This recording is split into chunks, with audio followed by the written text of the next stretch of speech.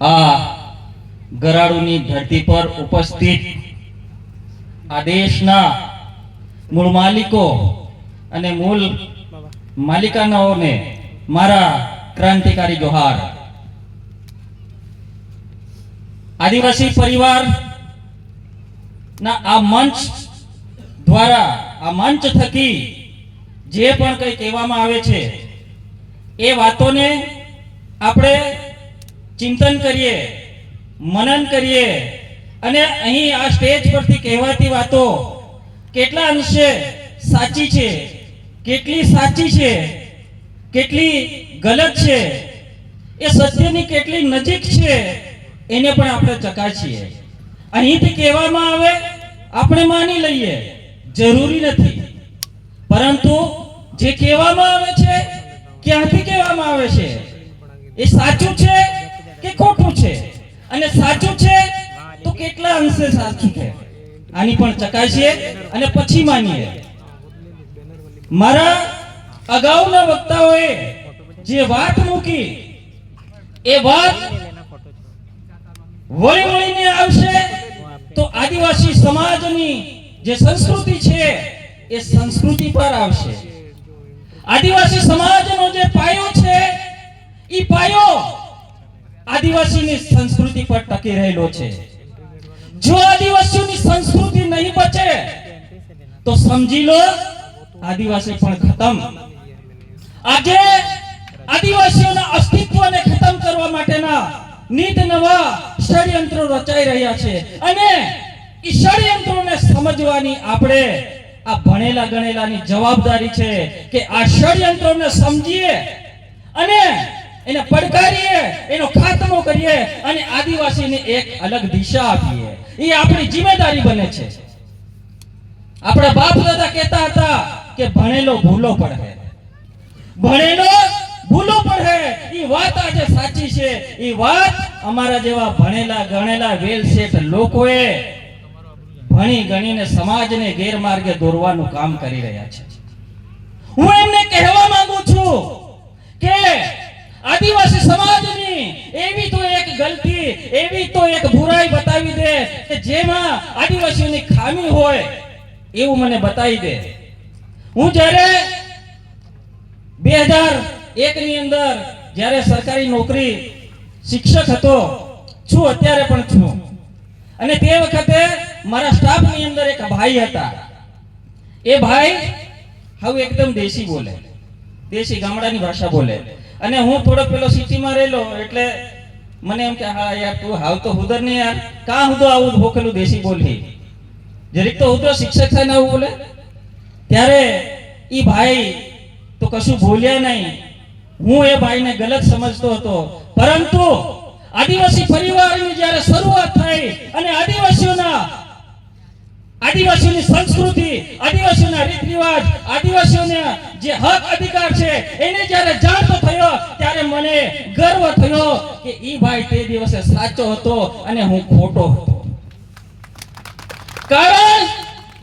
કારણ કે જ્યારે વિશ્વની સંસ્થાઓ, વિશ્વના 192 દેશો જ્યારે આદિવાસી સમાજની, આદિવાસીઓની સંસ્કૃતિના, એના અધિકારોની, એની સંસ્કૃતિની નોંધ લેતું હોય ત્યારે એક આદિવાસી તરીકે આપણને ગર્વ થવો જોઈએ કે મારી સંસ્કૃતિ એ મારું અભિમાન છે, મને મારી સંસ્કૃતિ પર ગર્વ છે।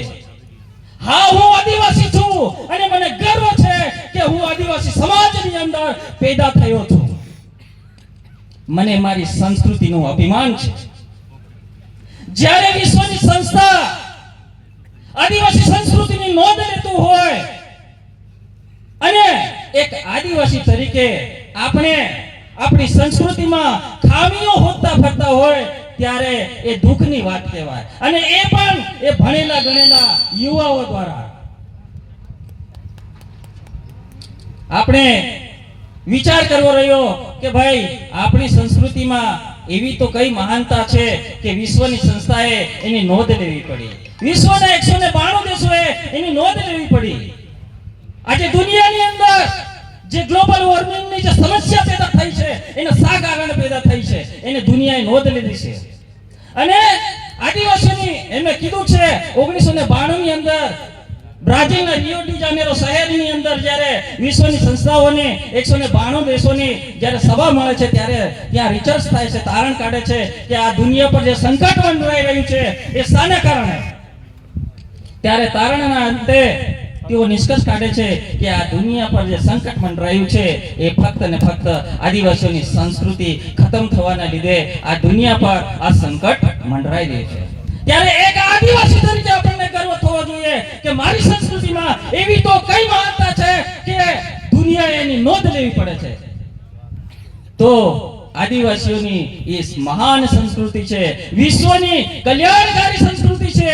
એ જીવો અને જીવવાદોમાં માનવાવાળી જે સંસ્કૃતિ છે એ આદિવાસીઓની સંસ્કૃતિ છે.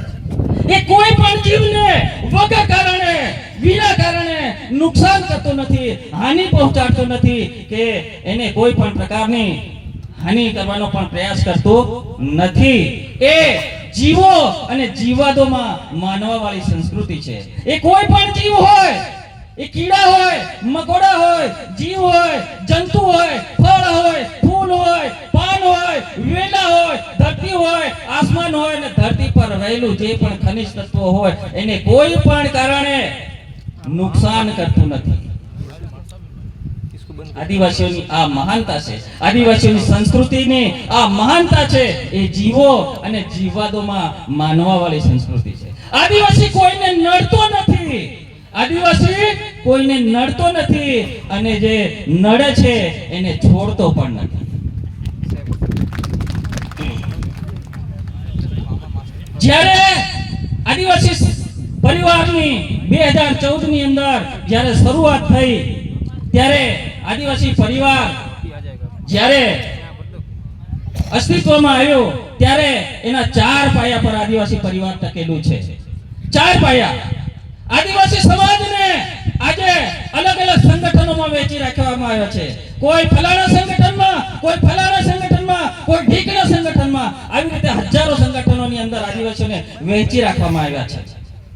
પરંતુ આદિવાસી સમાજનો જે પહેલો પાયો છે એ બિન સાંગઠનિક છે. જ્યારે આદિવાસી સમાજને વચ્ચે આદિવાસીઓ પર કોઈ આફત આવી પડે, કોઈ મુશ્કેલી આવી પડે ત્યારે દરેક સંગઠનોમાં જેટલા પણ સંગઠનોની અંદર આદિવાસીઓ વહેંચાયેલા છે આ તમામ સંગઠનોના ઝંડા ડંડા છોડી અને સમાજની વચ્ચે આદિવાસીઓના અવાજ બનીને આવો. એટલે આદિવાસી સમાજનો, આદિવાસી પરિવારનો આ જે પહેલો પાયો છે એ બિન સાંગઠનિક છે. બીજો જે પાયો છે એ બિન ધાર્મિક આદિવાસી પરિવાર. બિન ધાર્મિક એટલે કે આદિવાસીઓને વિવિધ ધર્મોની અંદર વહેંચી રાખવામાં આવ્યા છે. વિવિધ ધર્મો, 7 ધર્મોની અંદર કોઈ શીખ છે, કોઈ ઈસાઈ છે, કોઈ પારસી છે, કોઈ બૌદ્ધ છે, કોઈ જૈન છે, કોઈ હિન્દુ છે, કોઈ મુસ્લિમ છે. આ દરેક ધર્મોની અંદર આદિવાસીઓને વહેંચી રાખવામાં આવ્યા છે. પરંતુ આદિવાસી પરિવારનો જે બીજો પાયો છે એ બિન ધાર્મિક એટલે કે આદિવાસી સમાજ પર કોઈ આફત આવી પડે, કોઈ મુશ્કેલી આવી પડે ત્યારે જેટલા પણ ધર્મની અંદર ગયેલા છે તમામ આદિવાસીઓ એક જાજમ પર આવે અને આદિવાસી સમાજની સમસ્યાઓ પર વાત કરે અને ખભેતા ખભા મિલાવી અને આદિવાસી સમાજની સમસ્યાઓ પર લડત આપે. આ આદિવાસી પરિવારનો બીજો મુદ્દો છે.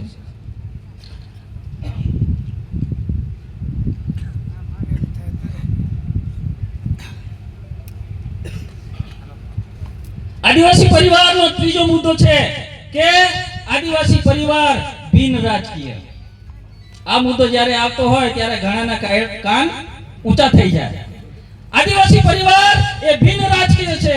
કેવી રીતે કે આદિવાસી પરિવારની અંદર દરેક પાર્ટીના વ્યક્તિઓ છે. એ કોંગ્રેસના પણ છે, બીજેપીના પણ છે, આમ આદમીના પણ છે અને અન્ય જેટલા બીએપી હશે કે અન્ય પાર્ટીઓ છે એ તમામ પાર્ટીઓના જે વ્યક્તિઓ છે એ આદિવાસી પરિવારની અંદર હશે, આદિવાસી સમાજની અંદર હશે. પરંતુ જ્યારે આદિવાસી સમાજની સમસ્યાઓની વાત આવે ત્યારે આ જેટલી પણ પાર્ટીઓની અંદર છે, જેટલા પણ બીજેપી હોય, કોંગ્રેસ હોય, આમ આદમી હોય, બીએપી હોય કે અન્ય કોઈ પણ પાર્ટી હોય, પરંતુ આદિવાસી સમાજની વાત આવે ત્યારે લોકસભા હોય કે વિધાનસભા હોય એને જે જગ્યાએથી રજૂઆત કરવાની થાય ત્યારે આદિવાસી સમાજ માટે રજૂઆત કરે, આદિવાસીઓના પ્રશ્નોનું નિરાકરણ લાવે. તે માટે આદિવાસી પરિવારનો આ જે સંકલ્પ, કોન્સેપ્ટ છે, પાયો છે એ બિન રાજકીય છે. આદિવાસી પરિવારનો જે ચોથો પાયો છે એ બોર્ડરલેસ એટલે કે જ્યાં જ્યાં આદિવાસી સમાજની વસ્તી છે, ભીલોની વસ્તી છે, એ વસ્તીને ડિવાઈડ કરી દેવામાં આવી છે. આદિવાસીઓને વહેંચી રાખવામાં આવે છે. એક રાજસ્થાનની અંદર, બીજાને વેચ્યો મધ્યપ્રદેશની અંદર, ત્રીજાને વેચ્યો મહારાષ્ટ્રની અંદર અને ચોથાને વેચ્યો ગુજરાતની અંદર. આવી રીતે આદિવાસીઓને અલગ અલગ ફાળ કરીને બોર્ડરોની અંદર વેચી દેવામાં આવ્યો, જેથી કરી આદિવાસી સમાજ વેરવિખેર થઈ ગયો.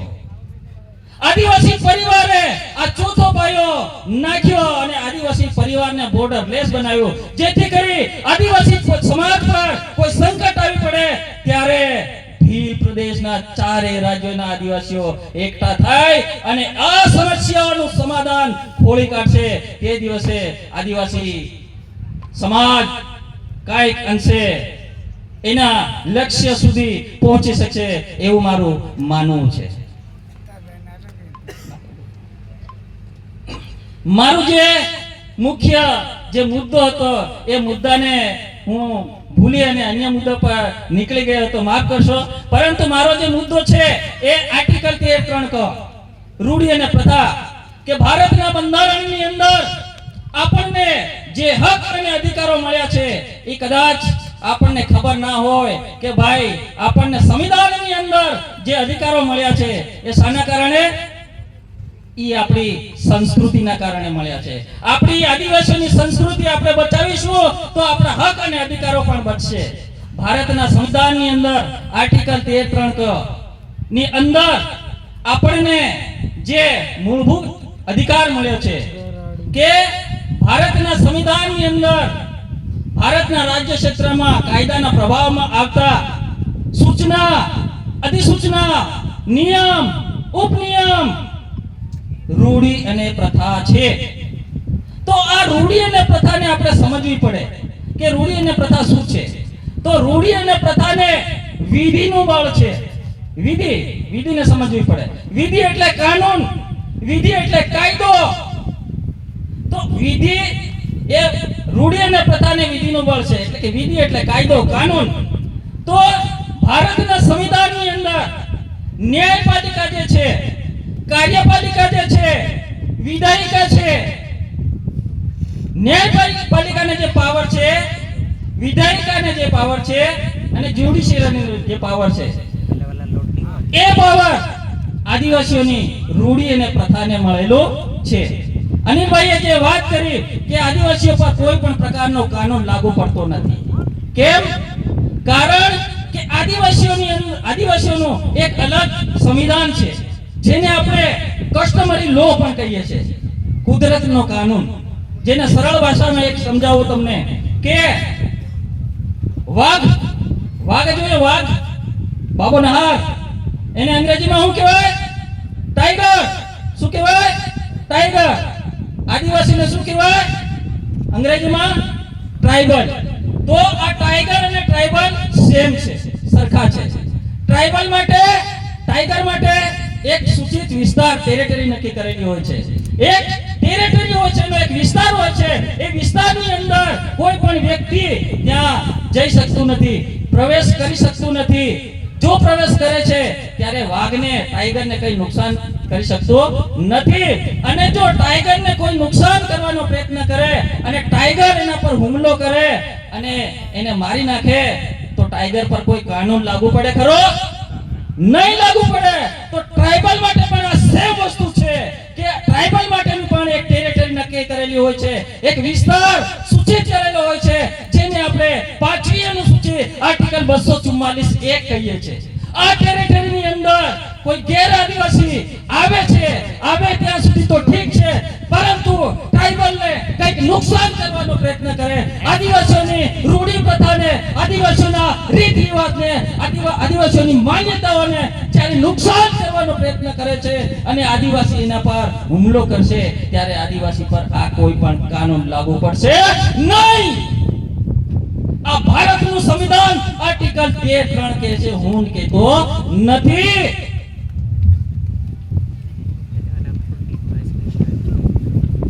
આર્ટિકલ આર્ટિકલ 13(3) ની અંદર બીજું પણ એક ઉલ્લેખ છે કે અનુસૂચિત ક્ષેત્રોની અંદર રાજ્ય સરકાર હોય કે કેન્દ્ર સરકાર હોય એ આ જે મૂળભૂત અધિકાર છે એના પર આર્ટિકલ 368 મુજબ સંશોધન કરી શકતો નથી. એના પર સંશોધન કરી શકતું નથી. અને ભારતના સંવિધાનની અંદર આર્ટિકલ 147 એટલે કે 147 ની અંદર અંગ્રેજો ગયા એના પહેલા એક જોગવાઈ કરીને ગયા કે જ્યારે આદિવાસીઓના હક અને અધિકારની વાત આવશે ત્યારે ગવર્નમેન્ટ ઓફ ઇન્ડિયા એક્ટ 1935 ને ધ્યાનમાં લેવામાં આવશે. તો એને પણ આપણે સમજવું પડે કે ગવર્નમેન્ટ ઓફ ઇન્ડિયા એક્ટ 1935 એ શું છે કે ભારતનું સંવિધાન બન્યું એના પહેલા અંગ્રેજો કેટલાય કાયદાઓ બનાવીને ગયા છે. ઘણા એમ કહે છે કે આપણે 1950 ની પહેલા 1947 ની પહેલા આપણે ગુલામ હતા, પરંતુ હું અલગ વાત કરીશ કે આપણે જ્યારે ગુલામ થયા છે ત્યારે 1947 1950 પછી આપણે ગુલામ થયા છે. કેમ? શા માટે? કેમ? તો 1950 પહેલા જ્યારે ભારતનું બંધારણ બન્યું એના પહેલા અંગ્રેજો આપણને વિશેષ અધિકાર આપીને ગયા હતા. આજે જે આપણે સત્તાઓ ભોગવી રહ્યા છે, જેટલા પણ અધિકારો ભોગવી રહ્યા છે, એ અંગ્રેજોની દેન છે. ભારતના સંવિધાન ગવર્નમેન્ટ ઓફ ઇન્ડિયા એક્ટ 1935 ની અંદર સેક્શન 91 અને 92 ની અંદર અંગ્રેજોએ લખ્યું છે કે રાઇટ ઓફ ઓનરશિપ અને રાઇટ ઓફ સેલ્ફ ગવર્નન્સ નો જે વિશેષ અધિકાર આપ્યો છે, જેને આપણે કહીએ કે આપણા દેશમાં આપણું રાજ, આદિવાસી પર કોઈ ગેર આદિવાસી રાજ કરી શકે નહીં. ગેર આદિવાસી પર કોઈ ગેર આદિવાસી પણ રાજ કરી શકે નહીં. અને ગેર આદિવાસી પણ રાજ કરી શકે નહીં. તો આ જે અધિકાર છે કે આપણા દેશમાં આપણું રાજ, આદિવાસી પર કોઈ પણ રાજ કરી શકતો નથી. આદિવાસી અન્ય પર રાજ કરી શકે. બીજું છે રાઇટ ઓફ ઓનરશિપ એટલે કે માલિકાના અધિકાર 1935 ની અંદર મળી ગયા છે, આપણને મળી ગયા છે.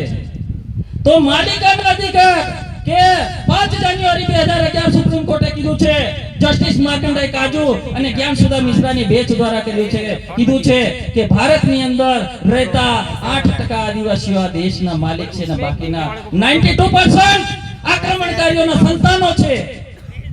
તો આ દેશમાં વસતા અનુસૂચિત ક્ષેત્રની અંદર જળ હોય, જંગલ હોય, જમીન હોય, આ દેશના આ ધરતીના મૂળ બીજ, મૂળ વારસ, મૂળ વેલો ઈ આદિવાસી છે. બાકી બધા 92% લોકો બહારથી આવેલા છે. વેદાંતા જજમેન્ટ એમ કહેતું હોય કે जिसकी जमीन उसका खनिज, એટલે કે આ દેશની જમીનનો જે માલિક છે ઈ આદિવાસી છે અને ઈ જમીન પર જે ખનિજ છે એ જળ હોય, જંગલ હોય, પાણી હોય, જસસ હોય, તાંબુ હોય, પિત્તળ હોય, એ તમામનો માલિક પણ આદિવાસી છે. એટલે જેટલા પણ ડેમ બન્યા છે એ કોની જમીન પર બન્યા છે? આદિવાસીઓની જમીન પર. તો એ ડેમ નું પાણી પણ કોનું હોવું જોઈએ? આદિવાસીઓનું હોવું જોઈએ કે નહીં? પરંતુ આપણે વિચાર કરવાનો રહ્યો એ પાણી ક્યાં જઈ રહ્યું છે અને આદિવાસીઓ મજૂરો બની રહ્યા છે એ વિચારવાની બાબત આપણે છે. આપ સૌએ મને સાંભળ્યો તે બદલ આપ સૌને મારા લાખ જોહાર, ધન્યવાદ, આભાર. જય સંવિધાન, જય ભીલ પ્રદેશ. જય ભીલ પ્રદેશ. બાબુ દાદા આપણને આદિવાસી પરિવારના 4 પાયાની વાત કરી, સાથે રૂઢી પ્રથા અને 13(3) ની વિસ્તૃતમાં આપણને માહિતી આપી. દાદાનો ખૂબ ખૂબ આભાર. હવે પછી હું ડામોરભાઈ મુકેશ જેઓ સિંગોડથી આવે છે તેમને હું કહીશ કે તેઓ એમના 2 શબ્દોથી આપણને સંબોધિત કરે.